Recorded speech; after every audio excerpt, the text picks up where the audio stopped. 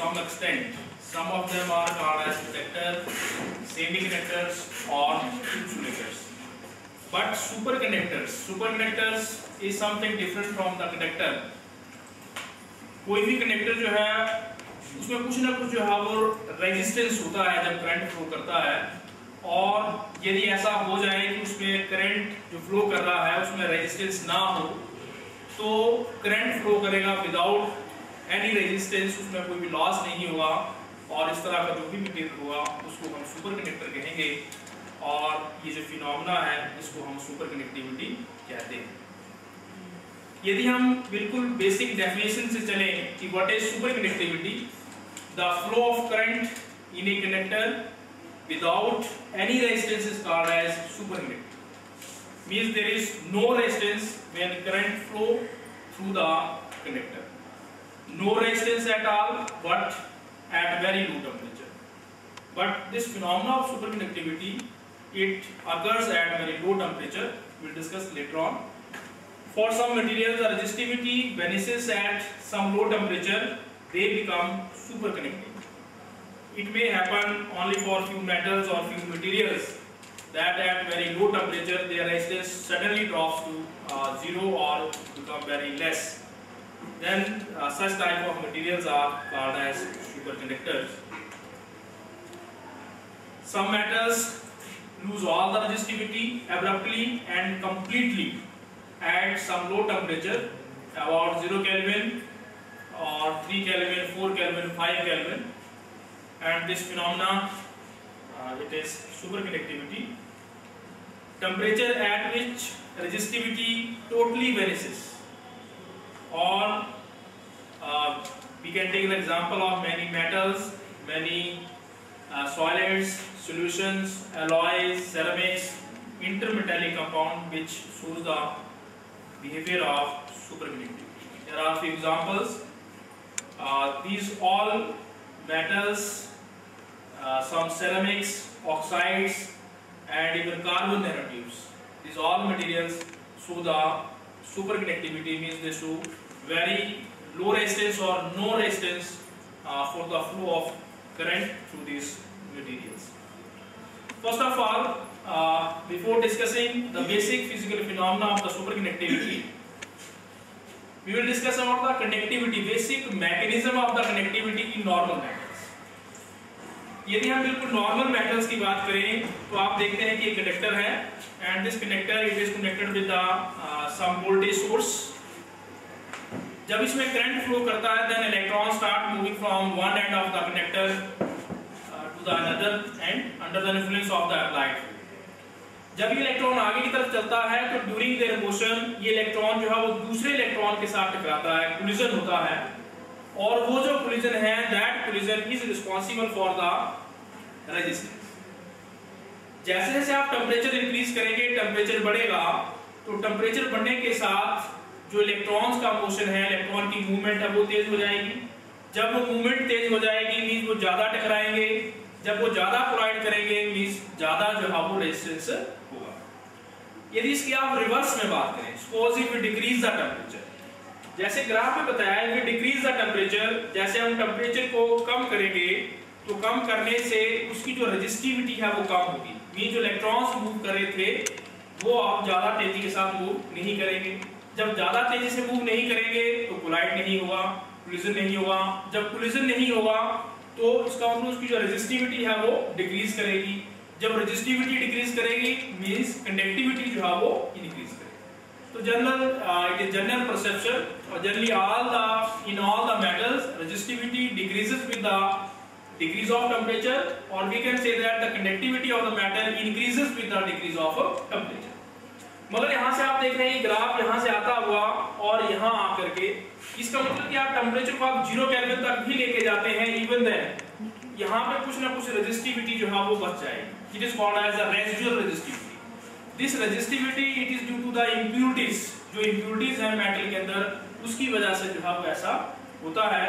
ये एक general behaviour है रेजिस्टेंस को एक्सप्लेन करने के लिए मेटल्स के केस में. आप देख रहे हैं वो जो फॉर्मूला है कंडक्टिविटी के लिए, sigma it is equal to n square tau upon n.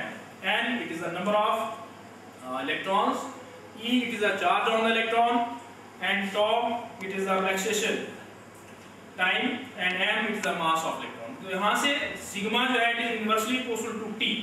यदि आप t जो है वो इंक्रीज करेंगे तो कंडक्टिविटी जो है वो कम होगी, और t जो है यदि आप डिक्रीज करते हैं तो कंडक्टिविटी विल इंक्रीज, ये जो है वो इंक्रीज करेगी।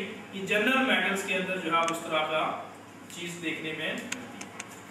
सबसे पहले in 1911 के आसपास एक डच फिजिस्ट एच कैमेलॉन वंस ये स्टडी कर रहे थे resistance of the solid mercury. Solid mercury का जो रेजिस्टेंस है उसको स्टडी कर रहे थे वेरिएशन विद द टेम्परेचर। जो मैंने पिछले वाले स्लाइड में आपको बताया कि जो रेजिस्टेंस है वो डिक्रीज करता है with the decrease of temperature, उसी चीज को ये स्टडी कर रहे थे। तो इन्होंने ये देखा अपने एक्सपेरिमेंट में कि लगभग अबाउट 4.2 केल्विन कि 4.2 केल्विन तक जब वो डिक्रीज करते हुए पहुंचते हैं तो रेजिस्टेंस जो है वो एकदम से जीरो हो जाता है। ये जो ग्राफ नीचे की तरफ आ रहा है, दिस ग्राफ शोज दैट कि at the temperature of 4.2 kelvin the resistance of the mercury suddenly drops to zero. Means इसका रेजिस्टेंस जीरो हो गया, और जब इसका रेजिस्टेंस जीरो हो जाएगा इसका अर्थ ये है कि इसकी जो कंडक्टिविटी है वो एकदम से जो है बहुत ज्यादा इंक्रीज हो जाएगी।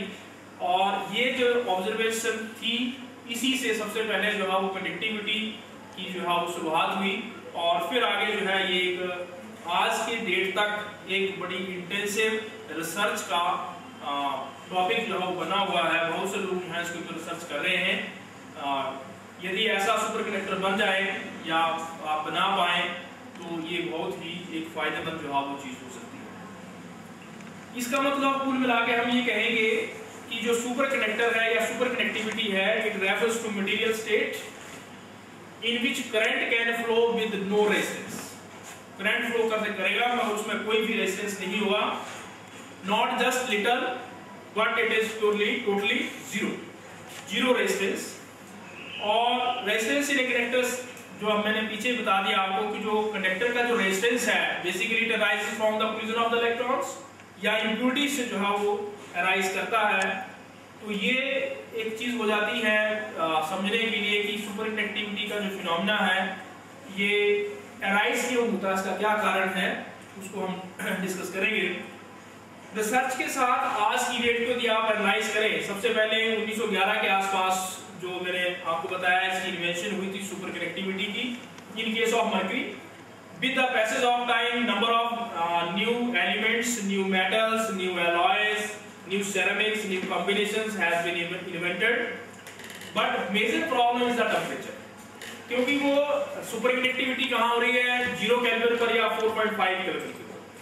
वो जो टेम्परेचर है वो हमारे लिए कोई बहुत ज्यादा फायदेमंद नहीं है, क्योंकि हमें ऐसा सुपर कंडक्टर चाहिए विच works at the normal temperature. तो नॉर्मल टेम्परेचर आप 27 डिग्री सेल्सियस लेते हैं मींस 300 डिग्री केल्विन के ऊपर। यदि आप कोई ऐसा सुपर कंडक्टर बनाते हैं, आज की डेट में भी यदि आप कोई ऐसा सुपर कंडक्टर इन्वेंट करते हैं which works at the normal room temperature, then definitely you will get the Nobel prize. अभी तक जो जितने भी सुपर कंडक्टर्स लेटेस्ट इन्वेंट हुए हैं वो लो टेम्परेचर के ऊपर ही हैं या रूम टेम्परेचर के अभी आसपास के भी नहीं है।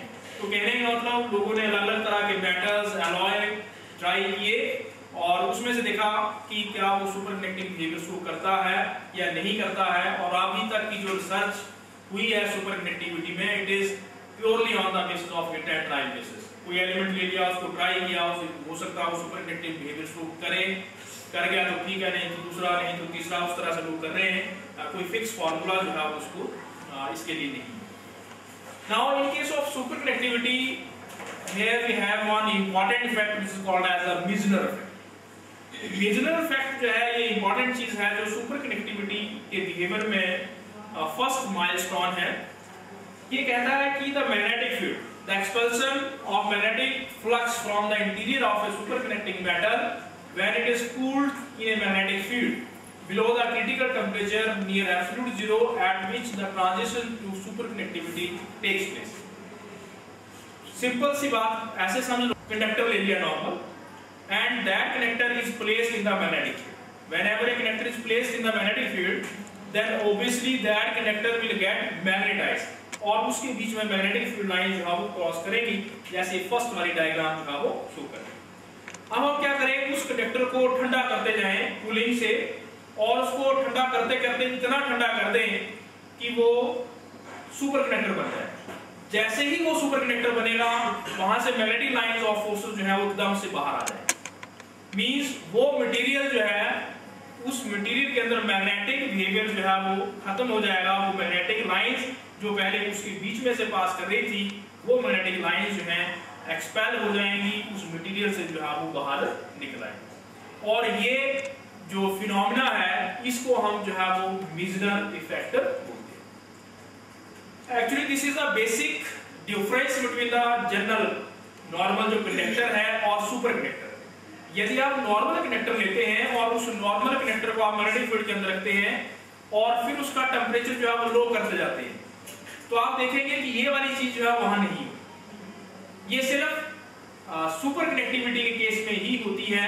इट मींस कि इस चीज के साथ कोई चीज रिलेटेड है, तभी ऐसा हो रहा है कि जैसे ही वो मेटल सुपर कंडक्टर में कन्वर्ट हो रहा है, तो मैग्नेटिक फील्ड लाइंस जो उसके बीच में से पास क्रॉस कर रही थी, वो एकदम से एक्सपेल होकर के जो है वो बाहर आ रही। इसी चीज को शो करने के लिए एक एग्जांपल है। एग्जांपल में क्या है कि ये फोम कंटेनर है। Foam container it is just like, जैसे आप देखते हैं ना वो जो खोआ बेचने वाले होते हैं, वो जो खोए को रखते हैं ना बीच में लपेट कर कपड़े के बीच में, उस तरह से फॉर्म है। It is some sort of insulator, और इसके बीच में liquid nitrogen. Liquid nitrogen basically it is used for lowering the temperature, temperature को लो करने के लिए यूज करते हैं। और ये सुपर कंडक्टर मटेरियल है, ये कोई मैग्नेट है, इसको इसके ऊपर रख देंगे और इसको आप कूल करते जाएंगे। जैसे ही ये सुपर कंडक्टर बनेगा, तो आप देखेंगे कि ये जो मैग्नेट है ये ऊपर की तरफ उछलेगा। मींस ये जो है डायमैग्नेटिक बन गया, और ये इसको रिपेल करेगा और ये जो है वो ऊपर की तरफ उछलेगा।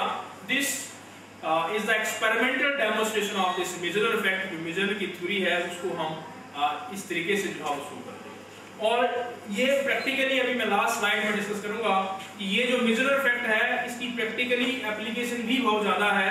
इस फिनोमेना को प्रैक्टिकली ट्रेन्स के अंदर जो है वो यूज किया जाता है, वो एप्लीकेशन पार्ट में हम डिस्कस करेंगे। तो मेन यहाँ पे आ रहा कि मेजरर इफेक्ट का मतलब है कि जैसे ही कोई मटेरियल जो है वो सुपर कंडक्टर बनेगा, तो उसमें से जो मैग्नेटिक फील्ड लाइंस हैं, वो मैग्नेटिक फील्ड लाइंस उस मटेरियल में से एक्सपेल हो जाएंगी, बाहर निकल जाएंगी। दैट बिकम, वो जो मटेरियल है, that material become diamagnetic material. यदि आप इसी चीज को देखें, हम ये कह रहे हैं कि मेजरर इफेक्ट से यदि वो मैग्नेटिक फील्ड लाइंस जो है वो एक्सपेल हो जाएंगी, means B is zero, magnetic field जो है वो जीरो हो जाएगी। ये हमारे पास एक रिलेशन होता है। यहाँ यदि आप बी की वैल्यू जीरो पुट करेंगे, तो यहाँ से हमारे पास जाई जो है इसकी वैल्यू -1 है। तो जाई की जो वैल्यू है magnetic susceptibility, it is -1 and it is -1 for diamagnetic materials. It is totally in accordance with your syllabus. आप घर जाके सिर्फ एक बार अपनी बुक को देख लें, तो एग्जैक्टली सिलेबस को जो है वो फॉलो करता है। यदि आप इसी चीज को आगे आप फॉलो करते हैं, मान लो हम एक आइडियल कनेक्टर की बात करते हैं, सिंपल जो कनेक्टर है, वहां पे हम Ohm's law, microscopic form of Ohm's law हम लिखते हैं J it is equal to sigma into E। और जो इसको यदि कन्वर्ट कर दिया जाए तो हम इसको ऐसे लिख सकते हैं E is equal to rho into J। हम कह रहे हैं in case of super connector the rho is 0। यदि कनेक्टिविटी 0 हो जाएगी, इसका मतलब इलेक्ट्रिक फील्ड 0 होगी, और जब इलेक्ट्रिक फील्ड 0 हो जाएगी, then from the Maxwell equation del cross is equal to minus curly B by curly T से, यहाँ पे curly B by curly T is equal to 0। When derivative of B is 0, it means this B is constant. This is the difference. जो super conductors हैं उनके case में magnetic field की value 0 होती है, मगर जो आइडियल कंडक्टर्स हैं, मतलब जो बढ़िया कंडक्टर्स हैं, उनके अंदर B की वैल्यू 0 नहीं होगी, but it is some constant value. वो वैल्यू जो है वो कांस्टेंट होती है, and this value of magnetic field which is 0 for the superconductor and which is some constant value for the conductor, it forms the differentiation basis of differentiation between the ideal conductor and a superconductor. समझना चीज को कि super connector और ideal connector में यदि आपको differentiation करना है तो इस चीज को आप जो यूज कर सकते हैं। सेम चीज को यहाँ पे फिर दोबारा से बताया कि जो सुपर कनेक्टर है और परफेक्ट कनेक्टर दोनों में क्या फर्क होगा। हो सकता है कि परफेक्ट कनेक्टर भी ऐसा हो जिसमें रेजिस्टिविटी 0 हो, उसमें भी हो सकती है, मगर मैग्नेटिक फील्ड जो है परफेक्ट कनेक्टर के अंदर it should be constant, it will be constant, whereas in case of the super connector it is 0 inside the magnet। यही जो है वो बेसिक डिफरेंस है। जो परफेक्ट कनेक्टर है उस परफेक्ट कनेक्टर का जो मैकेनिज्म है of the conduction of electric current, it can be explain by using the normal laws, classical laws use यूज करते हैं, जो मैंने पीछे फॉर्मूला बताया था, वहां से आप इसको एक्सप्लेन कर सकते हैं। मगर जो सुपर कनेक्टिंग बिहेवियर है it can not be explain by using the laws of electricity and magnetism. तो यहाँ पे एक और थ्योरी है जो इस सुपर कनेक्टिंग बिहेवियर को एक्सप्लेन करती है, जिसे called as the BCS theory. इसको मैं अभी 1 या 2 स्लाइड के बाद डिस्कस करूंगा, तो बताऊंगा कि क्या चीज है। Now destruction of super connectivity by magnetic field, the critical field. देखिए यदि आप मैग्नेटिक फील्ड की बात करें, ये जो ग्राफ बना है this is between the T temperature and magnetization field. ये जो लाइन आ रही है ये लाइन एक बाउंड्री है between the normal state and super connected state. जैसे ही आप टेम्परेचर किसी मेटल को टेम्परेचर को कम करेंगे, जैसे ही वो क्रिटिकल टेम्परेचर, एक पर्टिकुलर टेम्परेचर है जिस टेम्परेचर के ऊपर कोई भी कंडक्टर जो है वो सुपर कंडक्टर बन जाता है, उसको हम जो है वो क्रिटिकल टेम्परेचर कहते हैं। जैसे ही ये टेम्परेचर जो है वो क्रिटिकल टेम्परेचर होगा तो वो जो नॉर्मल स्टेट थी कंडक्टर की, मतलब जो नॉर्मल कंडक्टर था, वो सुपर कंडक्टर में जो है वो कन्वर्ट हो जाएगा। और यहां से देखें जो फॉर्मूला है T/Tc², if T is equal to Tc, तो यहां पुट करेंगे 1 - 1 इट इज इक्वल टू 0, और BCT means the value of magnetic field at temperature T, उसकी वैल्यू जो है वो क्या हो जाएगी, 0 हो जाएगी। तो कहने का मतलब कि जो नॉर्मल कंडक्टर है वो जैसे ही सुपर कंडक्टिंग स्टेट में कन्वर्ट हुआ, सुपर कंडक्टर बनेगा, उसमें उसके अंदर जो मैग्नेटिक फील्ड है उसकी वैल्यू जो है वो 0 हो जाएगी। तो मैग्नेटिक फील्ड या उसका डायमेट्रिक बनना या उसके मैग्नेटिक बिहेवियर का चेंज होना, ये एक इंपॉर्टेंट एविडेंस है कि कोई मटेरियल सुपर कंडक्टर बना है या नहीं बना। यहाँ पे जो क्रिटिकल टेम्परेचर है वो क्या है, जो क्रिटिकल टेम्परेचर है वो क्या शो कर रहा है? ठीक, जो क्रिटिकल टेम्परेचर है actually critical temperature it is different for different materials. मतलब ये कोई फिक्स वैल्यू नहीं है, मगर कोई भी वैल्यू टेम्परेचर की जिस टेम्परेचर पर कोई नॉर्मल कंडक्टर जो है वो सुपर कंडक्टर बन जाएगा, उस टेम्परेचर को हम क्रिटिकल टेम्परेचर कहते हैं। The temperature at which the normal conductor gets converted into a super conductor. जैसे हीलियम का पीछे मैं एग्जांपल ले रहा था, तो मैंने कहा था कि 4.2 केल्विन, वो 4.2 जो है it is critical temperature for helium, but same temperature it may be different for different materials. अभी जो है वो 4.2 पे ही नहीं करेंगे। Now next is types of super conductors. देखिए जो सुपर कंडक्टर्स हैं उनका जो बिहेवियर है, उस बिहेवियर के बेस पर इनको हम 2 कैटेगरीज में डिवाइड करते हैं, और ये जो बिहेवियर है वो एक्सटर्नल मैग्नेटिक फील्ड में किस तरह से बिहेव करते हैं उसके बेस पे। This are type 1 super conductors और टाइप 2 सुपर कंडक्टर्स। जो टाइप 1 है उनको हम सॉफ्ट सुपर कंडक्टर कहते हैं, और जो टाइप 2 है उनको हम जो है वो हार्ड सुपर कंडक्टर कहते हैं। ये 2 तरह के सुपर कंडक्टर्स हैं, इनकी क्लासिफिकेशन।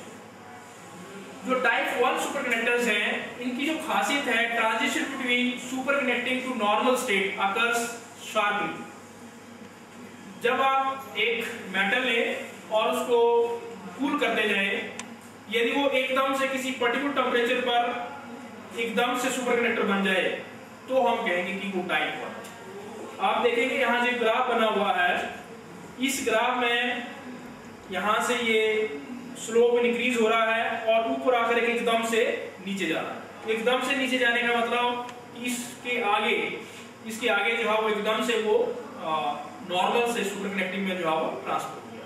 यहाँ पर भी ये नॉर्मल स्टेट है, ये सुपर कनेक्टिंग स्टेट है। तो ये TC पर्टिकुलर टेम्परेचर होगा, दैट इट बी 7 केल्विन और 8 केल्विन। तो आप देखेंगे जैसे ही टेम्परेचर 8 केल्विन होगा एकदम से वो सुपर कंडक्टर जो बन जाएगा। तो जिन मेटल्स में एक पर्टिकुलर टेम्परेचर के ऊपर एब्रप्ट चेंज होता है from the normal conducting state to the super conducting state, they are known as the type 1 super conductors. ये जो टाइप 1 सुपर कंडक्टर्स हैं, मगर इसमें देखा गया कि इनकी जो टेक्नोलॉजिकल एप्लीकेशंस हैं वो लिमिटेड हैं, क्योंकि इस तरह के जो ट्रांजिशन है बड़े लो टेम्परेचर पर होता है, तो ये टेक्नोलॉजिकल एप्लीकेशन के हिसाब से ज्यादा एप्लीकेबल नहीं, ज्यादा यूजफुल नहीं है। इसमें दूसरी तरह के सुपर कंडक्टर्स हैं which are called as the type 2 super conductors. Type 2 और टाइप 1 में जो बेसिक डिफरेंस है वो ये है, आप देखेंगे यहाँ में नॉर्मल स्टेट है, ये सुपर कंडक्टिंग स्टेट है। मैं वहां बता रहा था कि एब्रप्ट ट्रांजिशन होता है, मगर यहाँ एब्रप्ट एकदम से ट्रांजिशन नहीं होता, ये धीरे धीरे जो है वो नॉर्मल से सुपर कंडक्टिंग स्टेट में कन्वर्ट होते हैं, और नॉर्मल और सुपर कंडक्टिंग स्टेट के बीच में एक स्टेज आती है जिसको called as the mixed state, और this is called as the vortex. आप यहाँ देखेंगे this is normal state, normal से वो बीच का रीजन जो है वो मिक्स है, और मिक्स से आगे फिर क्या है सुपर कंडक्टिंग। तो सिर्फ यही बेसिक फर्क है कि जो टाइप 1 के सुपर कंडक्टर्स हैं वो नॉर्मल से एकदम से सुपर कंडक्टर बन जाएंगे, जबकि जो टाइप 2 के हैं वो पहले नॉर्मल होंगे, फिर मिक्स स्टेज आएगी, फिर उसके बाद जो है वो सुपर कंडक्टिंग स्टेज में जो हो जाएंगे। टेक्नोलॉजी के हिसाब से they are very useful, they are also called as the hard super conductors कहते हैं। और सबसे बड़ी चीज ये है कि इनका टेम्परेचर 100 टाइम्स हाई, तो जो टाइप 1 के सुपर कंडक्टर्स हैं उनसे 100 टाइम हायर टेम्परेचर के ऊपर जो है वो ये चीज सुपर कंडक्टिविटी जो टाइप 2 की अवेलेबल होती है, इसीलिए प्रैक्टिकली जो है it is more useful. Super conductivity में बेसिक तो आप देख रहे हैं कि कोई भी कनेक्टर है वो एकदम से सुपर कंडक्टर यदि बन जाता है, तो जो हमारे घरों में जहां भी हम इलेक्ट्रिसिटी यूज कर रहे हैं उसका 30 to 40% जो है वायर में ही वेस्ट हो जाता है। जो हमारे हाइड्रो इलेक्ट्रिक पावर स्टेशन में इलेक्ट्रिसिटी बनती है, हमारे घरों तक पहुंचते पहुंचते 30 to 40% रास्ते में ही खत्म हो जाती है, और जो हमारे घर तक पहुंचती है उसमें घर में भी सर्कुलेट करते हुए 10% जो वेस्टेज है। Suppose if we have a super conductor, तो आप ट्रांसमिशन से सीधे घर तक लगाएंगे तो 100% जो है बिजली घर तक पहुंचेगी विदाउट एनी लॉस। यही जो है इस सब का फायदा, मगर इसकी लिमिटेशन क्योंकि सुपर कनेक्टिविटी जो है ये कहाँ होती है एट वेरी लो टेम्परेचर, तो हम या तो हमें ऐसा करना पड़ेगा कि हमें बर्फ में रहना पड़ेगा बड़े लो टेम्परेचर में, तब वहां पे इसका फायदा ले सकते हैं, या फिर ऐसा कुछ करना पड़ेगा कि जो सुपर कनेक्टर्स हैं वो ऐसे कुछ डेवलप हो जो हाई टेम्परेचर में जो है वो काम करें, और आजकल इसी के ऊपर जो है रिसर्च हो रही है। अब कुछ प्रॉपर्टीज जो हम डिस्कस करते हैं, properties of the super conductors. First property is called as the entropy. Entropy is the measurement of या मेजर ऑफ रैंडमनेस। रैंडमनेस, कोई भी चीज कितनी रैंडम है, कितनी डिस्ट्रीब्यूटेड है, उसको हम जो है वो एंट्रोपी कहते हैं। और ये जो एंट्रोपी है it decreases, entropy of the superconductor decreases more sharply with the decrease in temperature of the superconductor below its critical temperature। Simple कहें, यदि हम ये इलेक्ट्रॉन गैस थ्योरी में ये मानते हैं कि जो जितने भी इलेक्ट्रॉन्स हैं they are considered as the atoms of a gas, उसके साथ इक्वेट करते हैं, तो इलेक्ट्रॉन्स का जो क्लाउड है उसके अंदर इलेक्ट्रॉन्स रैंडमली मूव कर रहे हैं, कोई दाएं जा रहा है कोई बाएं जा रहा है। यदि आप उसका टेम्परेचर कम करेंगे तो वो इलेक्ट्रॉन जो है वो इकट्ठे रीअरेंज हो जाएंगे। जैसे आप लोग जनरल एग्जांपल है, आजकल गर्मियां हैं तो कोई जो है वो यहाँ लैब में बैठता है, कोई बाहर बैठा हुआ कहीं भी जा रहा है, मान लो बारिश लग पड़े बाहर, जैसे बारिश लगेगी सारे जो है वो इकट्ठे हो जाएंगे। तो कहने का मतलब जैसे यार ठंड हो, ठंड का मौसम है तो बाहर कोई नहीं जाएगा, तो जैसे टेम्परेचर जो है वो डिक्रीज करेगा तो जो रैंडमनेस है वो क्या होती है, डिक्रीज हो जाती है। मगर नॉर्मल में वैसे ही होता है, मगर सुपर कंडक्टिंग स्टेट में ये जो डिक्रीज होती है ये एब्रप्टली होती है, जल्दी से जो है वो एंट्रोपी की वैल्यू जो है वो डिक्रीज हो जाती है। दूसरी property it is the specific heat. हम कहते हैं specific heat it is the amount of heat, जितना हीट जो है required to raise the temperature of a substance by 1 unit, 1 degree Celsius से 1 डिग्री केल्विन से किसी का टेम्परेचर राइज करने के लिए जितनी हीट की जरूरत होती है उसको हम जो है वो स्पेसिफिक हीट कहते हैं। जो स्पेसिफिक हीट है जनरली कंडक्टर्स के केस में it is given by this formula that is C it is equal to AT plus BT cube.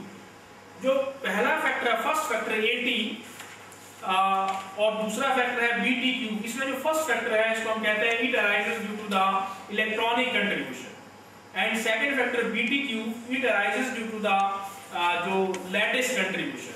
जो भी आप मटेरियल लेंगे उसमें आप फ्री इलेक्ट्रॉन्स होंगे, जो बाकी रहेगा बॉन्डेड आयंस उसको आप लैटिस कहेंगे। तो जो इलेक्ट्रॉन्स की कंट्रीब्यूशन है फर्स्ट पार्ट और जो सेकंड पार्ट है वो that is called as the lattice contribution. यदि आप सुपर कंडक्टर के केस में देखें तो इसमें जो स्पेसिफिक हीट की वेरिएशन है, variation shows that some energy is required to excite the electron to excited state. यदि इलेक्ट्रॉन को आप ग्राउंड स्टेट से हाई स्टेट में एक्साइट करना चाहते हैं तो उसके लिए कुछ एनर्जी की जरूरत होती है। एनर्जी की जरूरत होने का मतलब हुआ कि वहां पे क्या कुछ बैंड गैप टाइप का स्ट्रक्चर होगा कि जब भी एक्साइट करने के लिए एनर्जी की जरूरत है, इसका मतलब जो है वहां पे कुछ जो है वो कोई बैंड गैप, एनर्जी गैप जो है वो एग्जिस्ट करता होगा। तो ये देखा गया कि जो सुपर कंडक्टर्स हैं उन सुपर कंडक्टर्स में भी एक एनर्जी गैप जो है वो एग्जिस्ट करता है, but it is slightly different as we have the energy gap in case of metals or in case of semiconductors. यहाँ पे जो एनर्जी गैप है, basically this energy gap exist in the excited state. हम generally बात करें जैसे normal state है, normal matter है, ये फिल्ड लेवल हो गया और ऊपर वाला जो है it is the conduction band, नीचे वाला जो है वो balance band. In case of super conductor जो कंडक्शन बैंड और बैलेंस बैंड है इसके बीच में एक जो है वो एनर्जी गैप जो है वो क्रिएट हो जाता है, जबकि ये एनर्जी गैप मेटल्स के केस में नहीं होता है। मेटल में तो हम ये कहते हैं कि कंडक्टिंग स्टेट और कंडक्शन बैंड और बैलेंस बैंड वो आपस में जो है वो ओवरलैप करते हैं, मगर सुपर कंडक्टर के अंदर इस तरह का एक एनर्जी गैप जो है वो क्रिएट हो जाता है और वो जो एनर्जी गैप है ये एनर्जी गैप भी सुपर कंडक्टर्स का एक इंपॉर्टेंट कैरेक्टरिस्टिक्स है। थर्मल कनेक्टिविटी, जैसा हम इलेक्ट्रिकल कनेक्टिविटी की बात कर रहे थे वैसे ही जो थर्मल कनेक्टिविटी है उसमें भी एब्रप्टली इंक्रीज होता है। इट इज जनरल लॉ, कोई भी मेटल है यदि उसकी इलेक्ट्रिकल कनेक्टिविटी जो है वो इंक्रीज होती है तो उसकी जो थर्मल कनेक्टिविटी है वो भी इंक्रीज होती है, both in the parallel line. तो जो थर्मल कनेक्टिविटी है वो भी इंक्रीज होती है। Now here we have some another effect which is called as the isotope effect या isotropic effect। जो isotropic effect है, critical temperature of the superconductors varies with their isotope mass। मैंने अभी कहा था कि जो critical temperature है, the temperature at which normal metal gets converted into the superconductor, that is called as the critical temperature। तो ये देखा गया कि जो क्रिटिकल टेम्परेचर है किसी भी मटेरियल का it is reciprocal of the isotropic mass, इसलिए मैंने वहां पे लिखा कि m raised to power alpha, m alpha it is directly proportional to 1 upon Tc, और यदि आप उसको मल्टीप्लाई कर देंगे then m alpha into Tc it is equal to constant, means जो m है मास, आइसोट्रोपिक मास और ट्रांजिशन टेम्परेचर इनका यदि आप मल्टीप्लाई करें तो ये एक कांस्टेंट वैल्यू के बराबर आता है। अब इसमें एक और इंपॉर्टेंट चीज है, it is called as a flux quantization. Flux quantization, देखिए क्वांटाइजेशन का मतलब होता है क्वांटा मींस सम पैकेट, और जब भी कोई चीज उस पैकेट के मल्टीपल में होती है that is called as a quantization.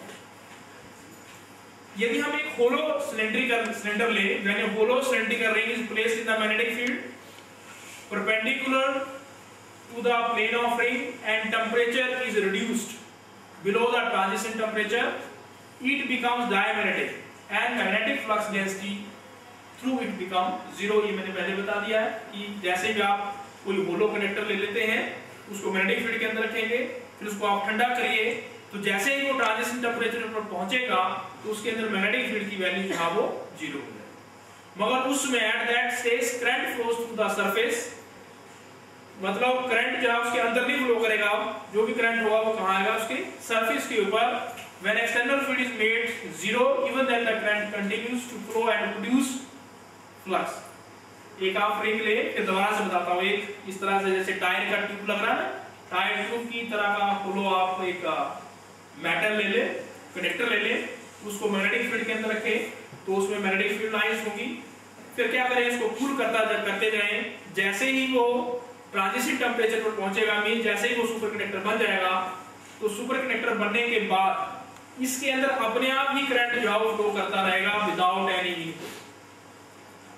ये करंट जो सरफेस के ऊपर फ्लो कर रहा है वो कंटिन्यूसली जो है वो फ्लो करता रहेगा, और वो जो करंट होगा that will produce the flux, और वो जो फ्लक्स होगी that is always integral multiple of h/2e। ये जो h/2e लिखा है इसके मल्टीपल में होगी, मींस इसका मल्टीपल है, इसलिए इसको हम क्या कहेंगे, quantized is multiple of the h/2। इसमें मैग्नेटिक फील्ड लाइन चेंज होगी। मैग्नेटिक फील्ड लाइंस तभी तक चेंज होगी जब तक आप उसको सुपर कंडक्टर नहीं बन जाता है। जो आप मैग्नेटिक फील्ड बाहर से लगा रहे हैं उस मैग्नेटिक, हालांकि हम यहाँ पे मैग्नेटिक फील्ड को कांस्टेंट रख रहे हैं की वैल्यू पे, सिर्फ जो टेम्परेचर है वो रिड्यूस कर रहे हैं, मगर फिर भी यदि आप मैग्नेटिक फील्ड को चेंज करना चाहते हैं तो यू कैन चेंज, मगर उसका इफेक्ट जो है वो तभी तक होगा जब तक वो सुपर कंडक्टर नहीं बन जाता। जैसे ही सुपर कंडक्टर बन जाएगा तो मैग्नेटिक फील्ड तो बाहर चली जाएगी, मैग्नेटिक फील्ड बाहर चली जाएगी और सुपर कंडक्टर बन गया, उसके अंदर करंट फ्लो होगा। वो जो करंट फ्लो होगा उसकी वजह से जो मैग्नेटिक फ्लक्स बनेगी that will be the integral multiple of h/। ये जो सुपर कंडक्टिविटी की थ्योरी है इसमें सबसे इंपॉर्टेंट चीज जो है BCS थ्योरी। 3 साइंटिस्ट लोग जिनका इंपॉर्टेंट कंट्रीब्यूशन रहा इस थ्योरी को एक्सप्लेन करने के लिए, एक जॉन वार्डिन, कूपर, लियोन कूपर और रॉबर्ट शेरिफ। इन तीनों लोगों ने कोई भी मेटल जो है वो सुपर कंडक्टिंग बिहेवियर क्यों शो करता है ये प्रूफ करने के लिए एक थ्योरी दी जो BCS थ्योरी के नाम से फेमस हुई, और इस थ्योरी के लिए इनको 1972 में जो है वो नोबेल प्राइज जो है वो मिला। एक इंपॉर्टेंट चीज उन्होंने डिफाइन की है, it is the Cooper pair. Cooper pair जो है बेसिक एक इलेक्ट्रॉन पेयर है जिसकी वजह से जिसकी हेल्प से हम सुपर कनेक्टिविटी का जो मैकेनिज्म है वो एक्सप्लेन करते हैं। इसको समझने की कोशिश कीजिए कि क्या है ये। देखिए ये कोई लैटिस है, लैटिस मींस आयंस है, और जो रेड शेप का बीच में है इट इज ए इलेक्ट्रॉन। जब भी कोई इलेक्ट्रॉन इस लैटिस के बीच में से गुजरेगा, क्योंकि आयंस के ऊपर क्या हुआ, पॉजिटिव चार्ज, और इलेक्ट्रॉन के ऊपर क्या हुआ, नेगेटिव चार्ज, तो जब ये किसी इस शीट के बीच में से गुजरेगा तो इन पॉजिटिव आयंस को ये अपनी तरफ खींचेगा। और हम ये मानते हैं कि लैटिस के अंदर जितने भी एटम्स हैं वो आपस में ऐसे जुड़े हैं कि मानो उनके बीच में क्या लगा हो, कोई स्प्रिंग लगा हो। तो जब ये यहाँ से गुजरेगा तो ये दो एटम जो है वो क्या होंगे, आयंस जो है वो इसके पास आएंगे।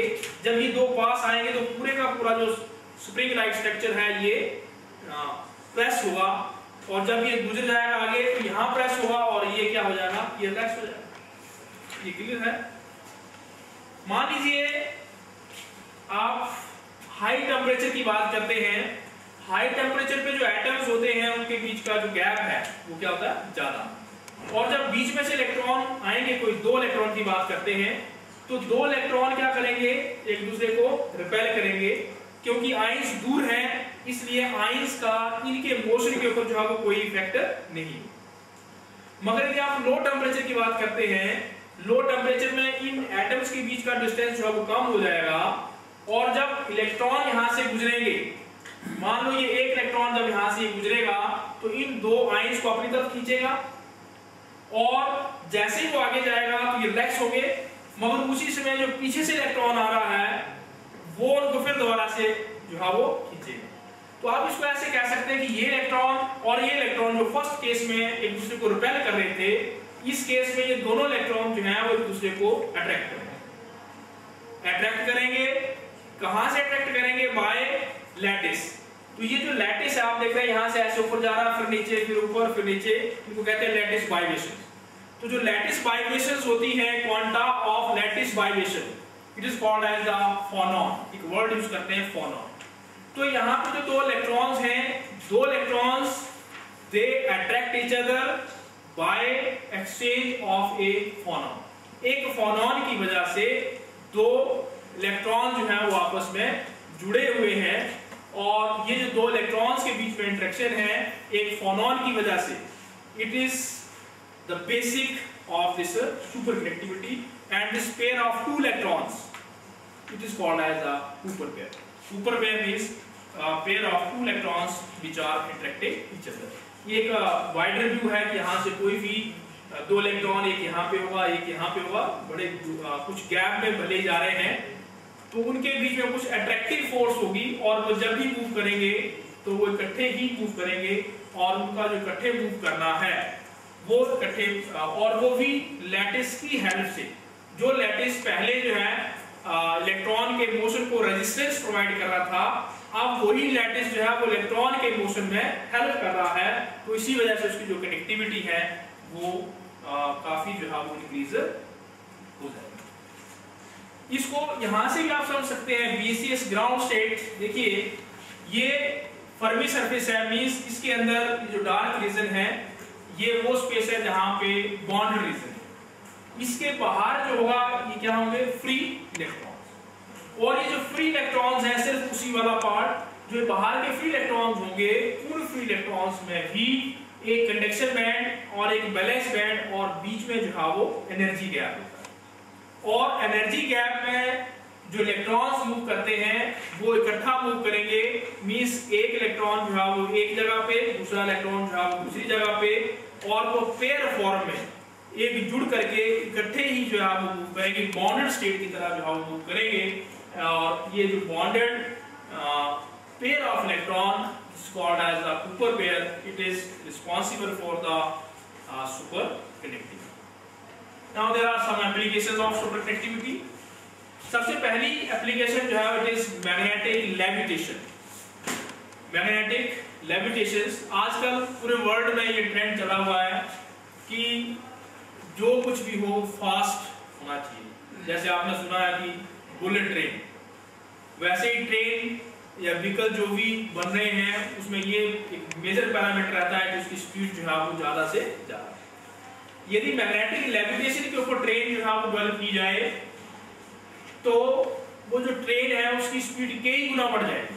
अब लेविटेशन क्या है, यदि हम सुपर कनेक्टर लगाएं, जब ट्रेन चलती है पटरी के ऊपर तो उसके जो टायर है उसके और बीच में फ्रिक्शन होगा, रेजिस्टेंस होगा वेट की वजह से।